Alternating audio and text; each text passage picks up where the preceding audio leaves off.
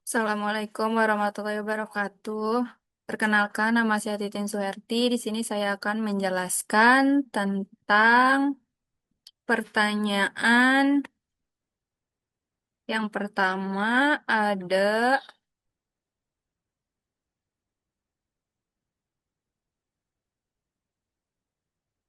Satu, sebutkan dan analisis perbedaan mendasar antara strategi global, multidomestik, dan transnasional dalam bisnis internasional. Setelah perusahaan menentukan strategi tersebut, jelaskan mengapa pemahaman mendalam tentang prosedur ekspor-impor termasuk penggunaan dokumen LC dan Bill of Lading menjadi sangat krusial dalam manajemen keberhasilan implementasi strategi bisnis tersebut di pasar asing. Di sini ada aspek perbandingan strategi global, strategi multidomestik, strategi transport nasional. Yang pertama, orientasi strategis, integrasi global dan efisiensi biaya, responsif responsivitas tinggi terhadap pasar lokal, kombinasi integrasi global dan responsasi lokal. Yang kedua, standarisasi atau produk. Produk sangat terstandarisasi di seluruh negara.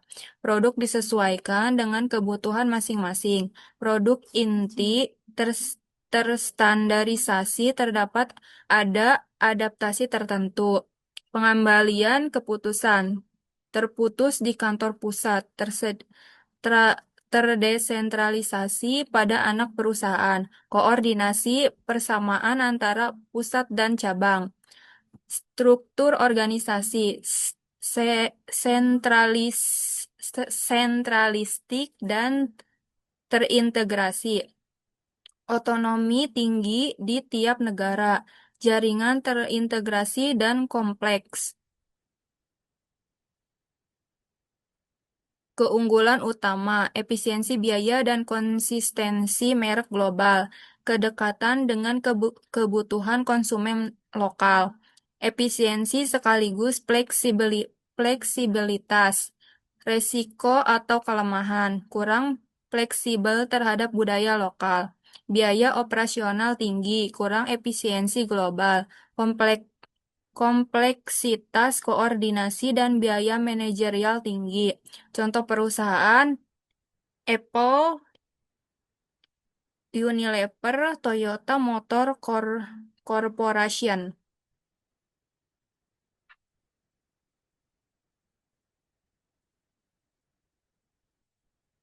Pemahaman prosedur ekspor-impor sangat penting setelah perusahaan menentukan strategi bisnis internasional karena keberhasilan strategi sangat bergantung pada kelancaran operasional lintas negara, termasuk keputusan bea cukai, kelengkapan dokumen, sistem pembayaran, dan pengiriman barang.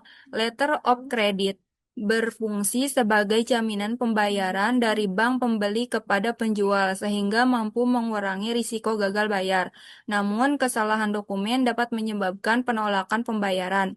Selain itu, Bill of Lading berperan sebagai bukti pengiriman sekaligus dokumen kepemilikan barang yang menentukan kelancaran pengeluaran barang di pelabuhan tujuan.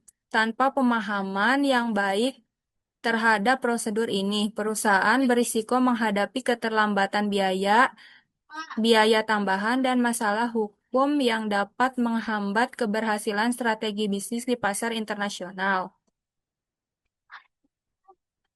Pertanyaan yang kedua. Berdasarkan strategi bisnis internasional yang telah ada, jelaskan pada soal nomor 1, uraikan mekanisme ekspor atau impor yang dilakukan atau direncanakan oleh perusahaan. Jelaskan tahapan utama prosedur ekspor-impor, termasuk dokumen penting, pihak-pihak yang terlibat, serta potensi resiko yang mungkin muncul dalam proses perdagangan internasional tersebut. Yang pertama ada mekanisme ekspor. Satu, memulai melakukan riset pasar internasional secara menyeluruh negara yang potensial. Dua, calon pembeli ditemukan. Proses negosiasi. Ketiga, metode pembayaran yang disepakati menggunakan letter of credit. Empat, menyiapkan atau memproduksi barang sesuai spesifikasi yang telah dijanjikan. Lima, eksportir kemudian mengurus seluruh dokumen ekspor. Enam, barang tiba dan diperiksa. Tujuh, menyerahkan seluruh dokumen yang disyaratkan kepada bank. Selanjutnya, mekanisme impor. Satu, mengidentifikasi kebutuhan barang atau bahan baku yang tersedia. Dua, menentukan supplier yang sesuai. Tiga, importir mengajukan pembukaan LL atau C. Menyerahkan dokumen pengapalan. Kelima, importir mengajukan pemberitahuan barang PIB kepada bea cukai dengan melampirkan dokumen pendukung. 6. Membayar bea masuk serta pajak impor sesuai ketentuan yang berlaku. Selanjutnya ada tahapan utama prosedur ekspor-impor secara umum. Secara garis besar, produser produ, produ, prosedur ekspor maupun impor selalu melalui tahapan negosiasi dan kontrak, penentuan metode pembayaran, persiapan dan pengemasan barang, pengurusan dokumen perdagangan internasional, proses kepabeanan dan pengiriman, serta penyelesaian pembayaran dan distribusi barang, di mana setiap tahapan memerlukan ketelitian administratif dan koordinasi yang baik agar terhindar dari risiko keterlambatan, penolakan dokumen, kerugian finansial, maupun sengketa hukum dalam perdagangan internasional. Selanjutnya, pertanyaan yang ketiga. Dalam pemasaran internasional, perusahaan sering dihadapi pada pilihan antara standarisasi atau adaptasi produk. Analisis berbagai perencanaan strategi operasional internasional perusahaan. Jelaskan bagaimana perusahaan dapat menciptakan keunggulan kompetitif melalui pengelolaan rantai pasok dan lokasi apresiasi yang terintegrasi secara global. Dalam pemasaran internasional, keputusan standarisasi atau adaptasi produk dalam market mix, produk, harga, distribusi, dan promosi sangat mempengaruhi perencanaan strategi operasional internasional karena menentukan tingkat sentralisasi produk, fleksibilitas proses, serta kompleksitas rantai pasok perusahaan. Standarisasi mendorong operasi terpusat, produksi massal, dan efisiensi biaya melalui skala ekonomi. Sedangkan adaptasi menuntut operasi yang lebih fleksibel, desentralisasi produk, serta penyesuaian distribusi dan logistik sesuai karakteristik pasar lokal. Perusahaan dapat menciptakan keunggulan kompetitif dengan mengelola rantai pasok dan lokasi operasi yang terintegrasi secara global, yaitu dengan menetapkan fasilitas produk di lokasi berbiaya efisien, pusat distribusi dekat dengan pasar utama, serta sistem logistik yang terkoordinasi lintas negara, sehingga mampu menekan biaya, mempercepat respon pasar, menjaga konsistensi kualitas, dan meningkatkan fleksibilitas dalam menghadapi dinamika permintaan internasional. Ada pertanyaan yang selanjutnya, pertanyaan keempat. Studi kasus. PT Indofood CBF sukses makmur TBK melakukan ekspansi operasional ke Vietnam dengan membangun fasilitas produk untuk mendekati pasar ASEAN. Dalam proses tersebut, perusahaan menghadapi tantangan berupa perbedaan budaya kerja, standar kompetensi tenaga kerja lokal, serta koordinasi rantai pasok lintas negara antara Indonesia dan Vietnam. Pertanyaan, berdasarkan studi kasus tersebut, analisis strategi internasional yang seharusnya diterapkan oleh Indoput si BV dalam mengelola tenaga kerja multikultural. Selanjutnya, jelaskan bagaimana strategi operasi internasional, produk, logistik, dan supply chain dapat dirancang agar mendukung efisiensi operasional dan konsistensi kualitas produk di pasar Vietnam.